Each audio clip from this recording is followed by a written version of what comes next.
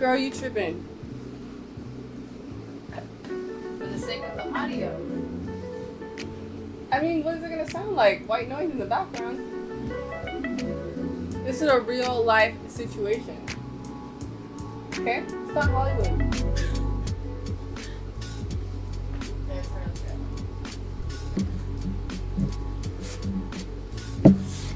Reality of the situation is we got loud ass fans.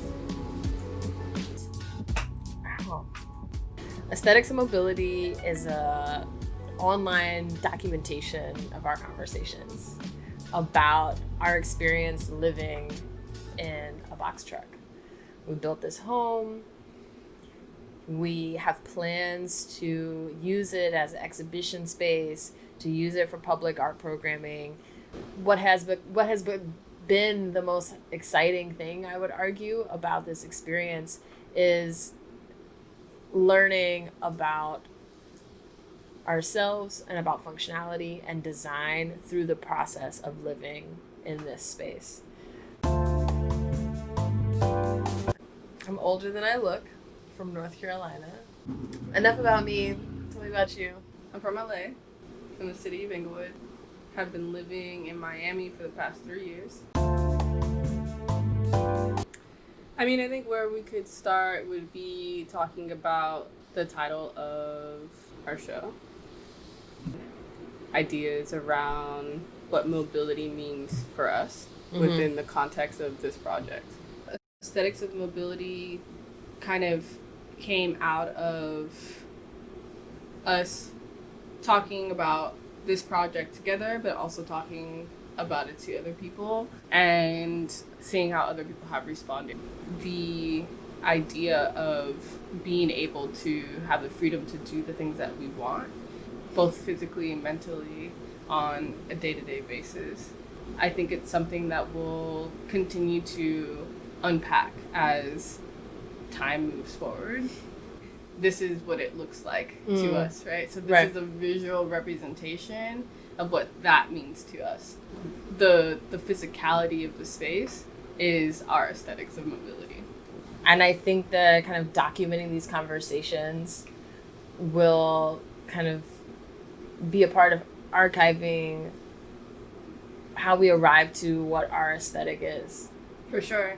I think the funny thing thinking about archiving this process, right? Like even making the decision to host this sort of conversation and post it for other people to see is something that we haven't done at all. Right. Right. So it's like, it's a very common thing for people to film the whole entire process of converting their truck and their tiny house or whatever these sort of conversions that people are doing that you can find everywhere online these days or in books and publications, and somehow not, I don't think consciously deciding that like we're not going to take that route. I think subconsciously we were way too involved in the process of just making the thing, making this our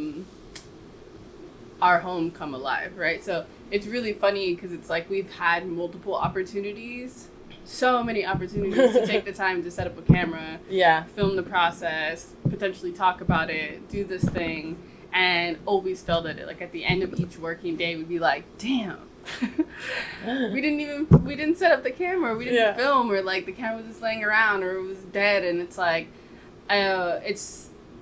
for me personally, it's something that I felt at completely, even with my own like artistic practices, like documenting the process. Yeah. And it's because I get way too into making, into the making. Yeah. And the process for me is actually the most enriching part of art making, or just creating in general. And I always really appreciate seeing other people being able to document and do a really good job at archiving their process. But it's something I personally don't do or can't do because it's distracting in some way. Right. You know? But I think to that point, and kind of going back to the name of the space, being living life as practice, there is a part of just living in the thing that is a part of process as well. For sure. Which is what we're discovering and documenting in this kind of iteration, that as we're living here, we're going to learn a lot of things about our tastes and our aesthetics and the function of the space and what it's capable of doing. And that is a process as well, even though physically this is done. Right.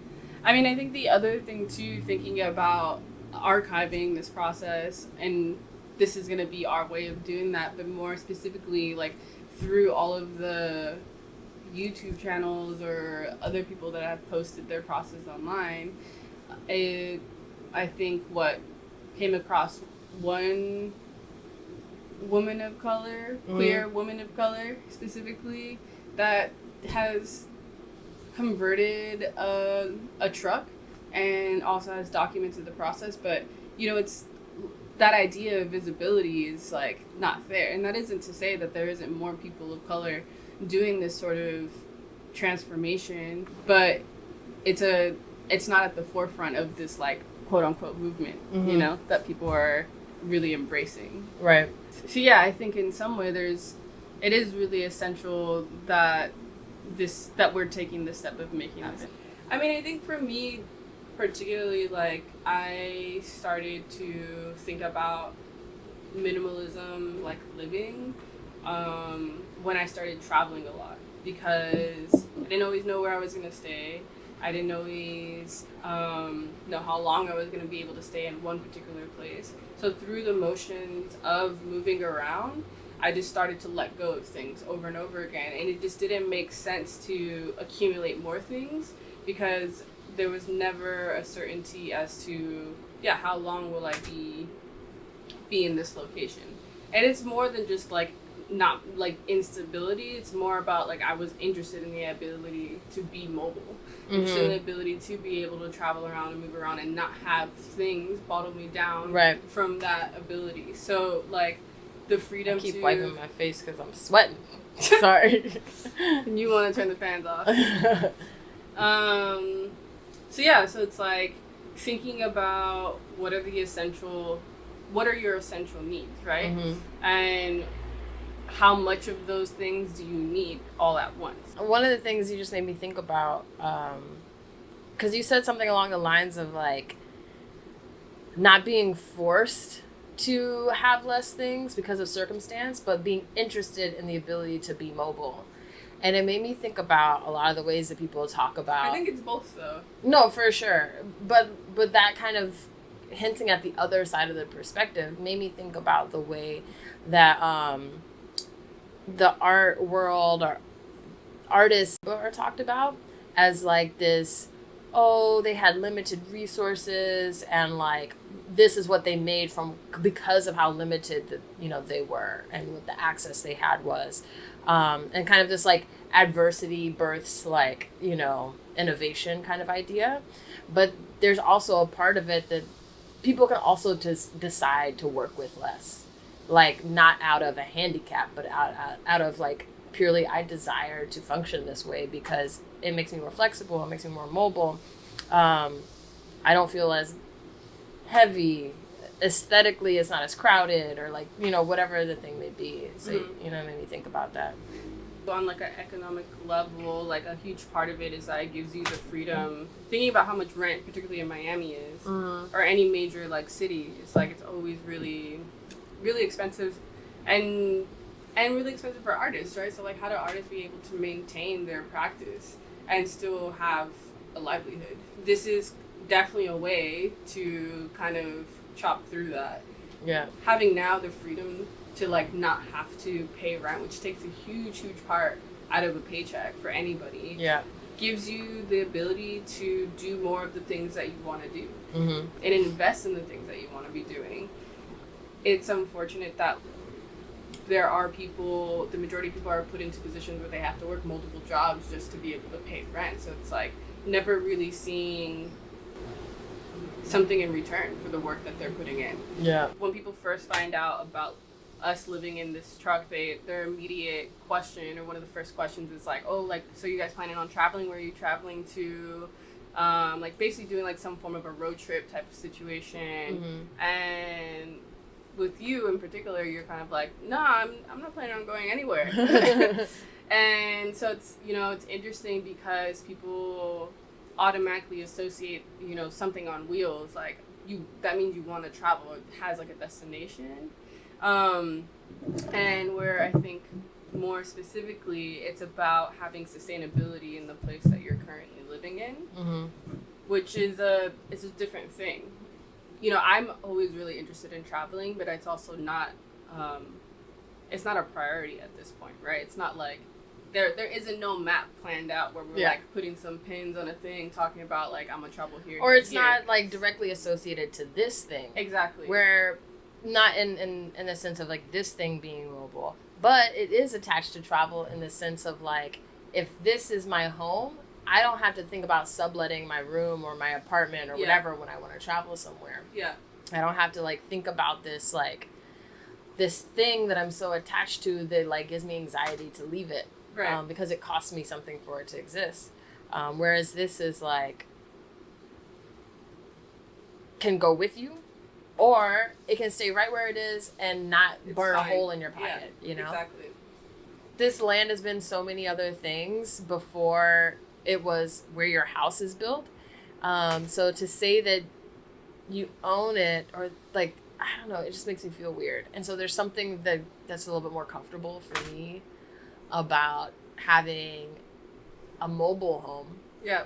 That's like, that maybe acknowledges the land a little bit different. It's like, I'm borrowing this space that I'm parked on for now. And like, there's a gratitude there. Right. I don't know. Yeah, no, totally. I definitely agree. The ability to make this whole project comes with a level of privilege as well. Having the resources, having the community, having the ability through your own body and mind to be able to do this. So yeah, that's a blessing. Word. For sure. It's a wrap. Is that how they do it? It's a wrap. Yeah? Let's see. Look like an artist. You like make stuff? I live in a truck. Do you want to come see? Okay. Damn, what kind of truck? You into that? Yeah, I mean, it depends on what kind of truck it is. It's a 15-foot box truck. Like a U-Haul. Word. Okay. I like U-Hauls. Most lesbians do. Exactly. Ultimate U-Haul experience has happened here right now. Yeah, I'm taking notes. Okay. It's the interview. I'm trying to write down questions and stuff. Make sure I remember these facts. Oh, yeah?